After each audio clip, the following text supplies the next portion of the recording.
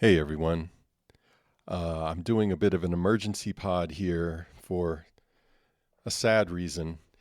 Um, the sound studies community is reeling from the death of Jonathan Sterne from cancer this week. Jonathan passed on Thursday evening. Earlier that week, word had spread that Jonathan was in hospice, and his Facebook page began to fill up with fond tributes. The number and the heartfelt quality of these testimonials, which continue to roll in. Today is Sunday when I'm recording this. It's just staggering. Uh, there are a number of groundbreaking senior scholars who made sound studies what it is, but Jonathan Sterne's presence and work were and are singular in our field. He was the author of three profoundly influential books. His first book, The Audible Past, flipped our tendency to ask how technology shapes society and instead explored the cultural origins of sound reproduction technology. His second book, MP3, The Meaning of a Format, was a brilliant analysis of the ways that corporations use digital formats to squeeze surplus value out of the limitations of our human senses. And then his most recent book from 2022, Diminished Faculties, was a political phenomenology of disability. It was written through his own impairment due to a paralyzed vocal cord, which came by way of surgical intervention from his having thyroid cancer. And, you know, the cancer has gotten the better of him, but it hasn't affected his influence, which was just enormous. I mean, and his influence goes well beyond those books, as well as the edited volumes he did, the many articles that he wrote. He was just an expert connector of people, and he was the kindest of mentors to students. And the Facebook posts that are rolling in just represent, hundreds of people who were indelibly marked by both his brilliance and his generosity. Jonathan's spouse, Carrie Rensselaer, wrote on Friday, quote, "Jonathan had a palpably joyous way of being in the world, and I love that about him. He was the most optimistic person I've ever known, finding new possibility in the worlds we can build with one another, especially in and alongside movements. He also saw possibility in the small adjustments people make in their lives to persist, including the strategies he and we created to find joy and purpose in the midst of his sickness and hurt. He was such a social guy. He loved nothing more than meeting new people and spending time with our friends and other people in the large orbit of his universe, a wide and wonderful network of people." And it really was a wide and wonderful network of people, and it remains so.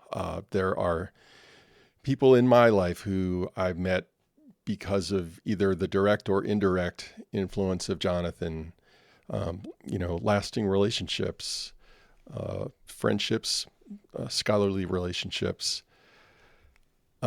Jonathan was my mentor in sound studies, and I don't say that to mean that I had any kind of special relationship with him. I really didn't spend that much time with him, but he was so generous with me in giving me time, and he was really and continues to be sort of the model that I tried to live up to as a scholar.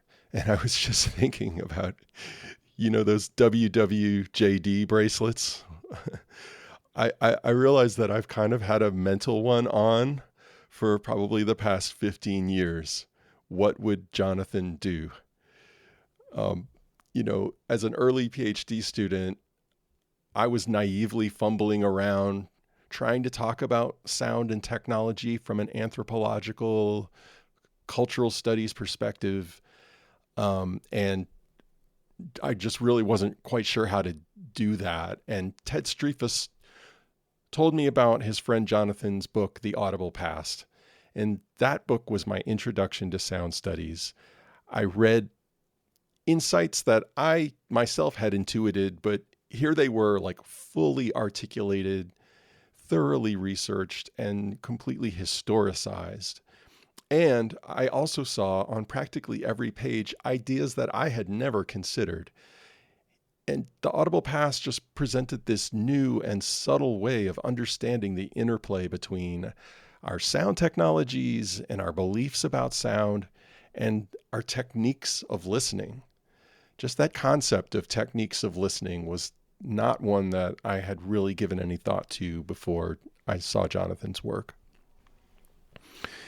A couple of years later, after I read that book, my first article in a real big time academic journal came out.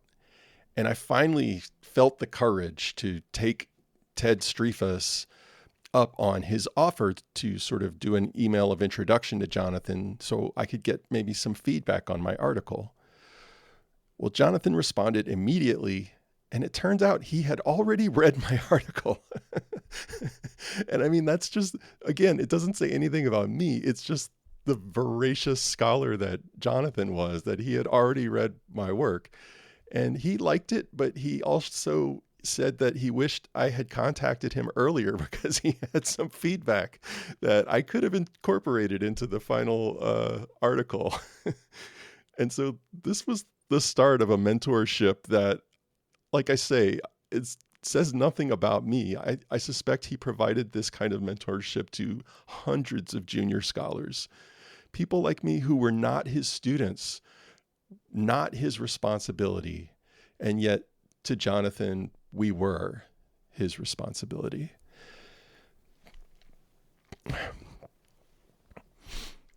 And I asked things of him as sparingly as possible. I mean, just to, every now and then I would email him. And of course I would see him at conferences, which was always a total joy. But his feedback was really formative in my dissertation, which eventually became my book Hush. And he's the person who sort of introduced me to disability studies, which became a really important dimension of my work and my ethical understanding of other people.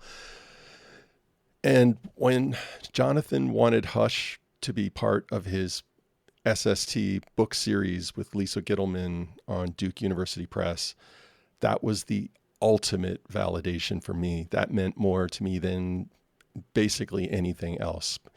I felt that I must have created something worthwhile if Jonathan was willing to put his name on it.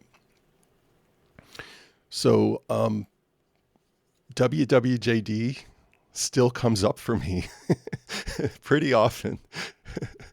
I mean, when I was approaching the academic job market, I thought about how he would approach that. When I'm thinking about how to approach a new research project, I think of him as a model. When I get emails from junior scholars who I don't know seeking feedback or advice, I want to do what Jonathan did for me.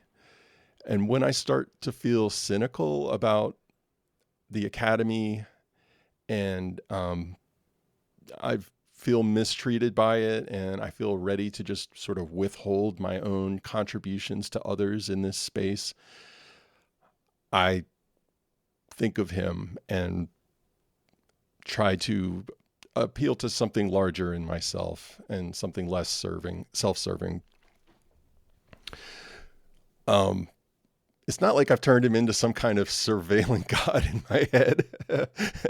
It's more like he's a shining example of how you can really throw yourself into this work and live an ethical academic life that's centered on other people, of how your strong commitments to others can actually liberate you. And I think he modeled having faith that the humanities can still do good work and still improve the world. And, he also modeled the importance of keeping a sense of humor and continuing to play music and hanging out with other people in the midst of all the good work that he was doing.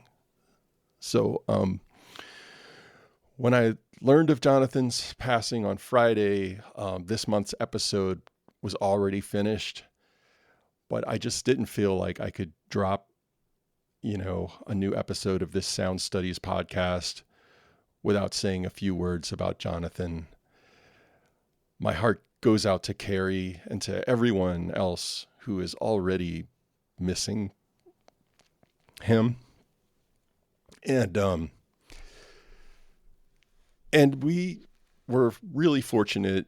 Part of his generosity was several times he said yes to being on Phantom Power. And I'll add some links to the show notes of this little episode here, in case you want to hear his voice and listen to him on Phantom Power, especially the episode we did about his book, Diminished Faculties, it's a real favorite of mine. Okay, so take care, everyone, and I'll talk to you soon.